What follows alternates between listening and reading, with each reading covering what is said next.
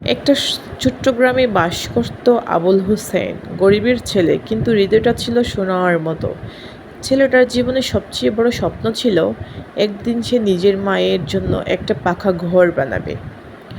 যাকে ভালোবাসে সেই পাতামাকে জীবনের সাথী করবে। পাতামা ছিল গ্রামেরই মেয়ে, মুখে ছিল সরল হাসি, চোখে ছিল এক অদ্ভুত শান্তি।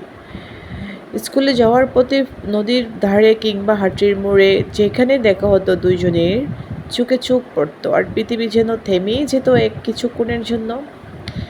একদিন সাহস করে আবুল হোসেন বলেই ফেলল, ফাতেমা, আমি তোকে ভালোবাসি, তুই রাজি হবি? ফাতেমা মুচকি হেসে বলল, তুই যদি সত্যিই ভালোবাসিস, আমি তোকে কখনো ছাড়ব না। তারপর থেকে তাদের প্রেম শুরু হলো, সাদামাটা কিন্তু অশেষ মায়ে ভরা। রাতের ছাদের আলোয় তারা দুজন নদীর পাড়ে বসে ভবিষ্যতের স্বপ্ন দেখত।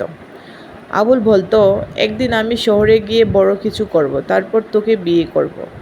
ফাতেমা শুধু হেসেই বলতো, আমি অপেক্ষা করব যতদিনই লাগুক। কিন্তু ভাগ্য কারো কথাই চলে না। চাকরির খোঁজে আবুল হোসেন শহরে চলে গেল।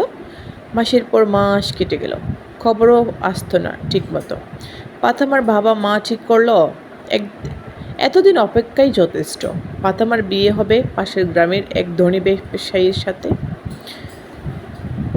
ফাতেমা কেঁদেই ছিল, কাঁদতে কাঁদতে বলছিল, আমার মন তো আর বিক্রি হয় না বাবা, কিন্তু সমাজের সামনে এক একটা মেয়ের কণ্ঠ কতটা চলে।